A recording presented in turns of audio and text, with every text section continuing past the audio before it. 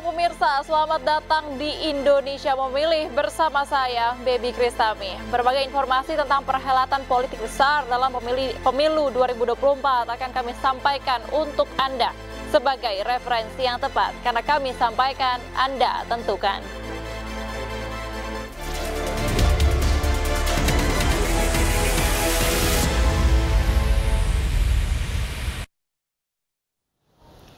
Kita awali informasi pada siang hari ini pemirsa, calon presiden nomor urut 3 Ganjar Pranowo menginap di salah satu rumah warga di Desa Ponjong, Gunung Kidul, Yogyakarta. Ganjar juga mampir ke salah satu angkringan milik warga.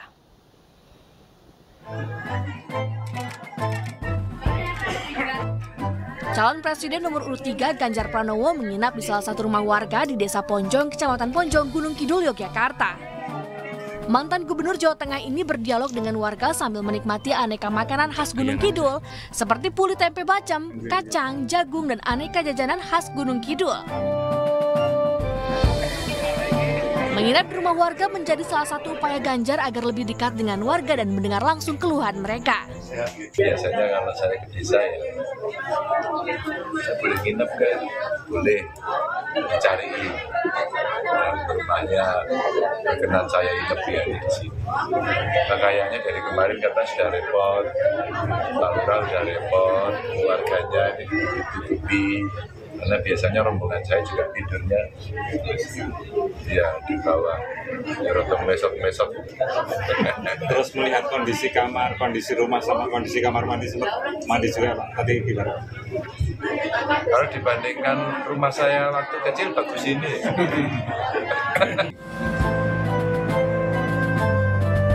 Pemilik rumah bernama Wakiran mengaku kaget usai mengetahui Ganjar akan menginap di rumahnya. Namun ia mengaku senang dengan kehadiran Ganjar. Sebelumnya Ganjar Pranowo mampir di salah satu angkringan milik warga sekitar. Sembari menikmati wedang jahe, Ganjar menyapa dan berdialog dengan warga sekitar.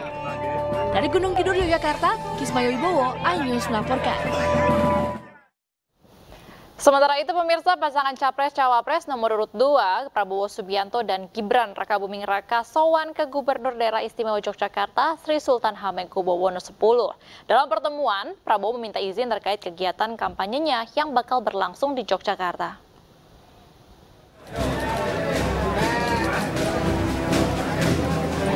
Usai bertemu Sultan Hamengkubuwono selama 1 jam, Capres dan Cawapres nomor urut 2 Prabowo Subianto bersama Gibran Rakabuming Raka meminta izin kepada Gubernur Daerah Istimewa Yogyakarta terkait kegiatan kampanyenya yang bakal berlangsung di Yogyakarta. Soan melaporkan minta izin masuk ke daerah lah, dapat juga tadi pandangan beliau tentang beberapa masalah, terutama juga masalah masa depan, masalah teknologi dan sebagainya. Beliau kasih wejangan kami terima juga pandangan beliau tentang beberapa hal. Selain itu, Prabowo mengaku meminta pandangan-pandangan Sultan mengenai sejumlah hal yang berkaitan dengan teknologi serta masalah masa depan. Kita memang ngobrol macam-macam, karena memang dalam rangka interest rumah itu kita bicara secara umum dan nanti ya kita tukar pikiran saja. Sementara itu, Sri Sultan Hamengkubuwono X menegaskan tidak ada pembahasan yang bersifat khusus dalam pertemuan bersama Prabowo dan Gibran. Kedatangan pasangan Capres-Cawapres nomor urut 2 ini juga mendapatkan sambutan dari para relawan dan simpatisan. Dari Yogyakarta, Gunanto Farhan, iNews melaporkan. Pemirsa, calon wakil presiden nomor urut 2 Gibran Rakabuming Raka menyambangi pondok pesantren di Batang, Jawa Tengah. Gibran memaparkan visi misi di hadapan ribuan santri terkait dana abadi pesantren.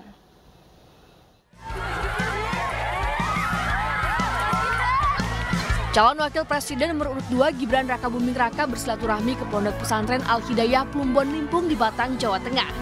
Dalam kunjungannya, Gibran memaparkan visi misi pasangan Prabowo Gibran terkait makan siang dan susu gratis untuk anak sekolah dan santri.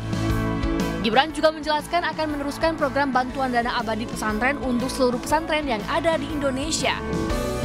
Saya yakin para kiai, para pengurus pondok sudah paham tentang program dana abadi pesantren. Usai bersilaturahmi, Gibran melanjutkan safari politiknya ke Kendal dan diagendakan mengunjungi beberapa kota di Jawa Tengah. Dari Batang, Jawa Tengah, Suryono Soekarno, iNews melaporkan. Dari Jawa Tengah, kita beralih ke Jawa Barat. Pemirsa, calon presiden nomor urut 1 Anies Baswedan berkampanye di Cikarang. Di hadapan masa pendukungnya, Anies menargetkan kemenangan 80% di Jawa Barat.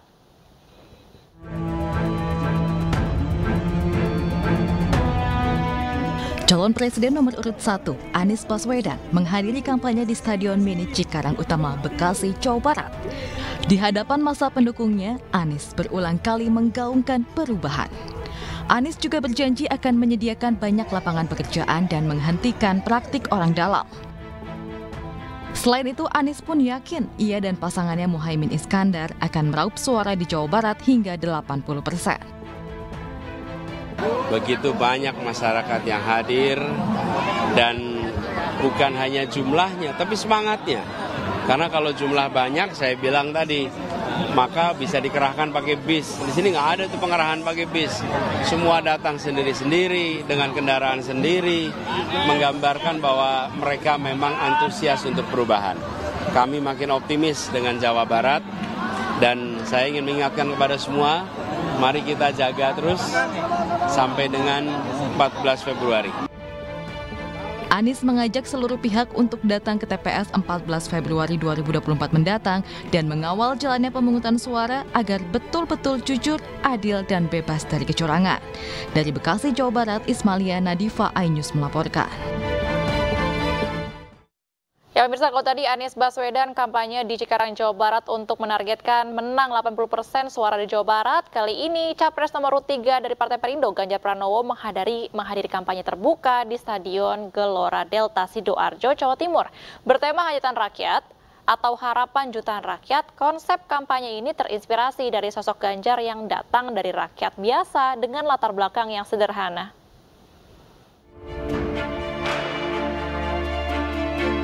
Lautan manusia di Stadion Gelora Delta Sidoarjo, Jawa Timur menyambut kehadiran Capres nomor urut 3 Ganjar Pranowo dan istri Siti Atikoh serta Ketua Umum Partai Perindo Haritanu Sudibyo.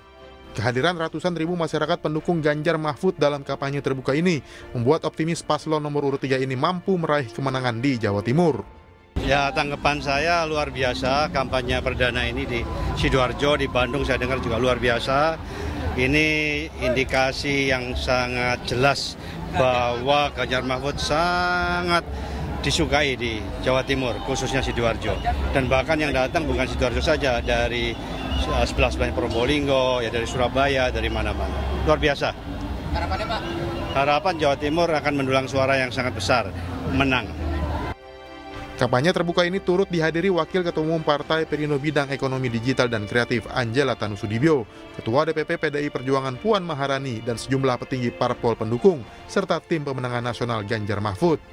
Tim Liputan iNews melaporkan. Pemirsa, Ketua TKD Jabar dilaporkan atas dugaan pelanggaran pemilu dengan membagi-bagikan uang ke warga. Indonesia Memilih akan kembali dengan informasi selengkapnya, tetaplah bersama kami.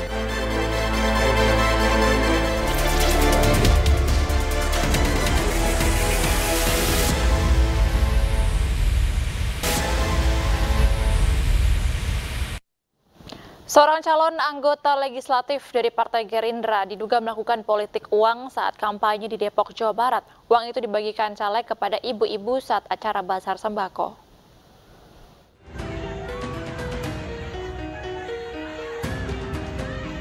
Calon anggota DPR RI dari Partai Gerindra, Haposan Paulus Batubara, membagikan uang pecahan Rp5.000 saat bertemu warga di kawasan Sawangan, Depok, Jawa Barat. Warga yang mayoritas ibu-ibu tampak senang saat menerima uang dari calon anggota legislatif ini. Haposan membagikan uang saat acara tebus murah sembako dari Partai Gerindra. Bu, tadi ada bagi-bagi uang juga ya, Bu? Enggak kebagian. Berapa sih Bu tadi nominalnya, Bu? Hah? Nominalnya yang dibagiin? Ada jelas 5.000 apa? Oh. Iya. Punya nggak kebagian ya? Enggak. Diketahui politik uang saat kampanye merupakan pelanggaran. Hal tersebut diatur dalam Undang-Undang Pemilu dalam pasal 280 ayat 1 huruf J.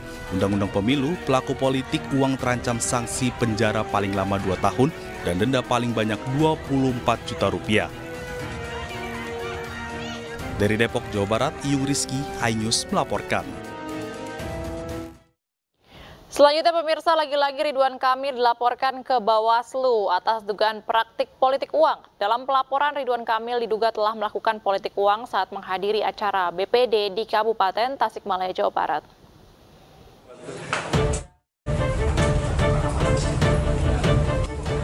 DIP Indonesia melakukan penelusuran lanjutan dan mendapati video lainnya yang berdurasi kurang lebih 11 menit.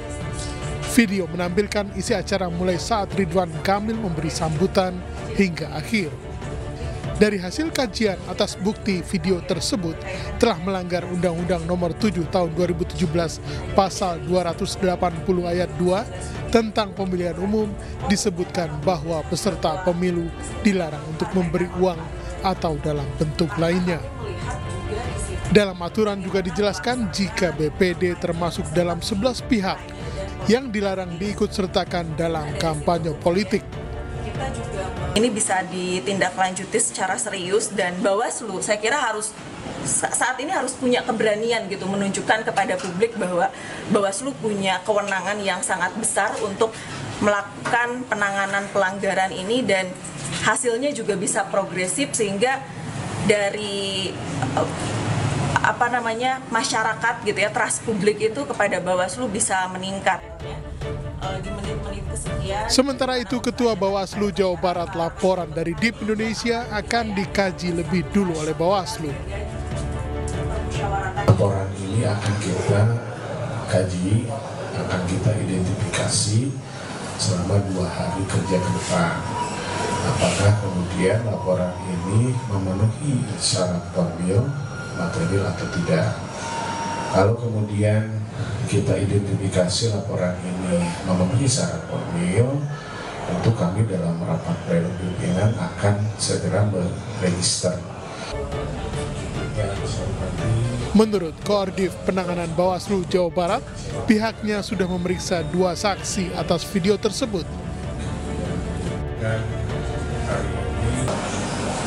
Tim klarifikator hadir ke Tasikmalaya untuk memeriksa. Yang pertama adalah Ketua Panitia Pelaksana Kegiatan di Tasikmalaya yang kebetulan adalah Ketua PA BPDSI beserta saksi yang hadir di sana. Dalam hal ini anggota BPD. Dan politik praktis. Nah, dari situ sebelumnya Ketua TKD Jawa Barat Ridwan Kamil dilaporkan oleh TPD Ganjar Mahfud Jawa Barat ke Bawaslu Jawa Barat pada beberapa hari kemarin atas dugaan kampanye terselubung. Meski demikian, hingga 2 laporan terkait dugaan kecurangan pemilu Bawaslu Jawa Barat masih memanggil pihak yang terlibat. Dari Bandung, Jawa Barat, Ervan David, iNews melaporkan. Pemirsa, Ketua Tim Kampanye Daerah Prabowo Gibran Ridwan Kamil akan segera diperiksa oleh Badan Pengawas Pemilu Jawa Barat. Pemeriksaan terkait dugaan pelanggaran kampanye di acara Badan Permusyawaratan Daerah Tasikmalaya, Jawa Barat.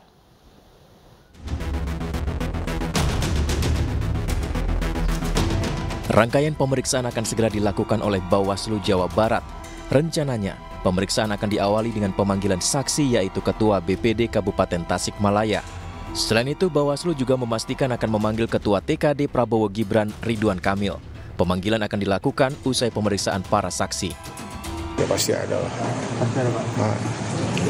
Kapan Pak? Setelah memanggil para saksi. Kita kan masih punya waktu 14 hari kerja ya. Dari sejak meregister kemarin tanggal 17 kalau nggak salah. Sebelumnya beredar video acara yang diduga kampanye terselubung yang melibatkan Ridwan Kamil selaku Ketua TKD Prabowo Gibran.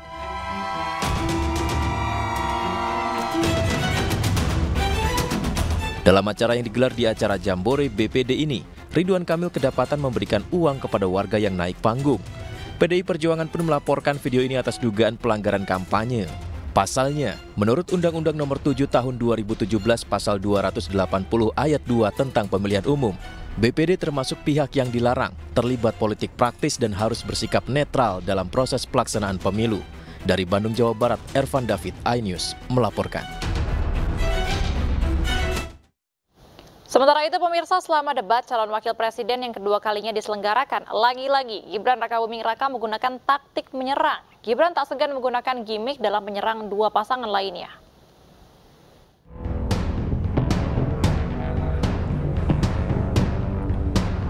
Saya lagi nyari jawabannya Prof. Mahfud. Serangkaian gimmick terus dilancarkan calon wakil presiden nomor urut 2 Gibran Rakabuming Raka selama debat calon wakil presiden yang digelar Minggu 21 Januari 2024. Bahkan Gibran tak segan menanggapi jawaban calon wakil presiden nomor urut 3 Mahfud MD soal greenflation atau inflasi hijau dengan gimmick.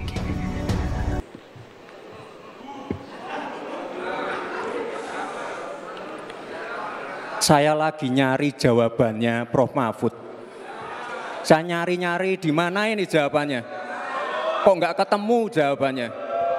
Saya tanya masalah inflasi hijau kok malah menjelaskan ekonomi hijau. Saya juga ingin mencari itu jawabannya ngawur juga tuh. Gila ini. Ngarang-ngarang ndak karuan mengkaitkan dengan sesuatu yang tidak ada. Gitu ya. Begini loh, kalau akademis itu gampangnya kalau bertanya yang kayak gitu-gitu tuh recehan, gitu, recehan. Tidak hanya gimmick, dalam debat kemarin Gibran juga kerap menyerang dengan singkatan. Ketika diminta menjelaskan, Gibran kembali menyerang Mahfud MD dengan sebutan Profesor. Mahfud pun menanggapi dengan santai serangan Gibran. Bagaimana cara mengatasi greenflation? Terima kasih. Masih ada waktu, Bapak Gibran. Aturan, istilah. Kami sampaikan kembali terminologi atau singkatan, mohon untuk dijelaskan. Enggak, tunggu. Silakan dilanjutkan. Masih ada waktu.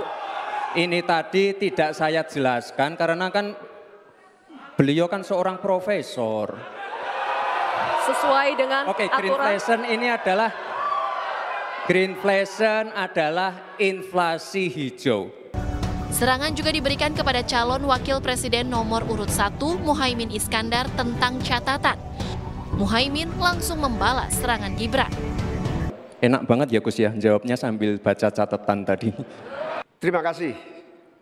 Saya catat sedikit.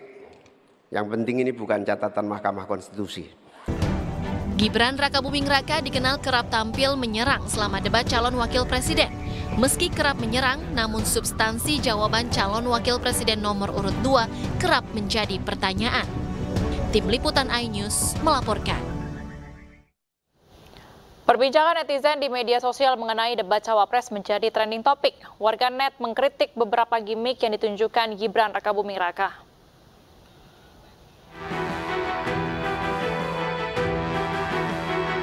Calon wakil presiden nomor urut 2, Gibran Rakabuming Raka, masuk menjadi trending topik di media sosial X. Sayangnya mayoritas komentar justru menyesalkan apa yang diperlihatkan Gibran dalam debat semalam. Selain hashtag debat cawapres, top trend yang ramai dibahas mengkritik penampilan Gibran. Mulai dari kata bocah, bocil, Mahkamah Konstitusi, hilirisasi, hingga kalimat yang bener aja, yang mengerucut pada keheranan cawapres Mahfud MD dengan pertanyaan yang diajukan Gibran. Komedian Ari Kriting ikut berkomentar. Ia mengapresiasi sikap kesabaran Mahfud MD, tetap menghormati anak muda yang dianggap tidak menghormatinya. Berbeda lagi dengan sutradara Ernest Prakasa. Ia menyesalkan sikap arogan dan mempertanyakan seolah negara milik ayahnya. Akun X milik Profesor Zubairi menuliskan berdebat sengit itu boleh, tapi tidak merendahkan orang lain dengan bahasa tubuh tidak sopan. Masih banyak komentar-komentar lain di media sosial yang mengkritik penampilan Gibran Rakabuming Raka usai debat cawapres keempat semalam. mulai dari dianggap kosong hingga minta biarkan pengalaman yang membentuk diri untuk memunculkan potensi. Dengan hilirisasi. Usai debat, kedua calon wakil presiden 2024 Mahfud MD mendapatkan suara terbanyak dalam polling terkait cawapres yang menjawab pertanyaan paling tepat dalam debat. Calon wakil presiden nomor urut 3 Mahfud MD unggul dengan nilai kepuasan sebesar 78,9%.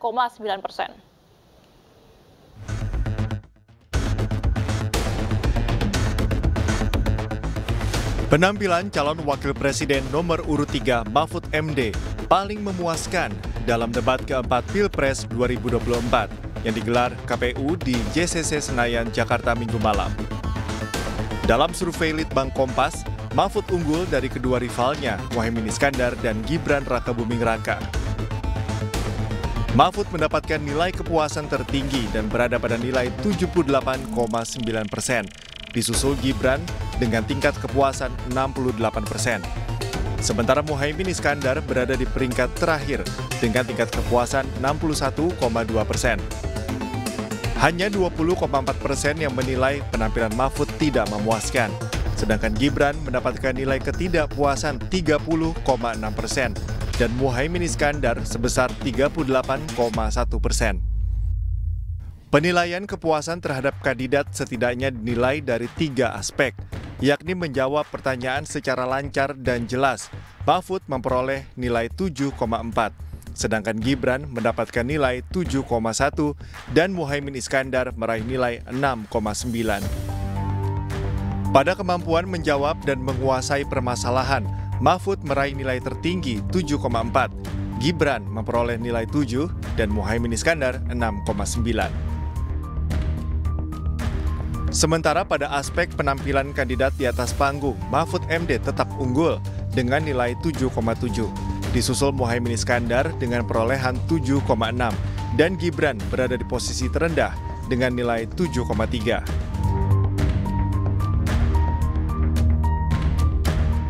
Selain itu, Mahfud juga unggul dalam polling yang diselenggarakan oleh iNews TV. Mahfud MD dianggap sebagai cawapres yang paling bagus menjawab pertanyaan dalam debat dengan perolehan 54%. Disusul Muhaimin Iskandar dengan perolehan 24% dan Gibran Rakabuming Raka dengan perolehan 22%. Tim Liputan iNews melaporkan. Pemirsa, ratusan pendekar bersama TNI Polri deklarasikan pemilu damai di Sidoarjo, Jawa Timur. Indonesia Memilih akan segera kembali dengan informasi selengkapnya.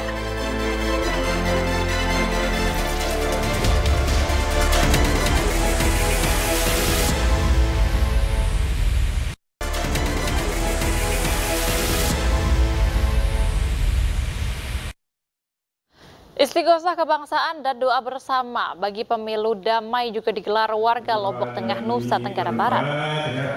Dihadiri sejumlah ulama dan santri, istighosah dan doa bersama ini digelar di pondok pesantren di Kecamatan Kopang, Kabupaten Lombok Tengah, Nusa Tenggara Barat. Ulama dan tokoh masyarakat mengajak masyarakat untuk menjaga kondusivitas hingga waktu pencoblosan 14 Februari mendatang.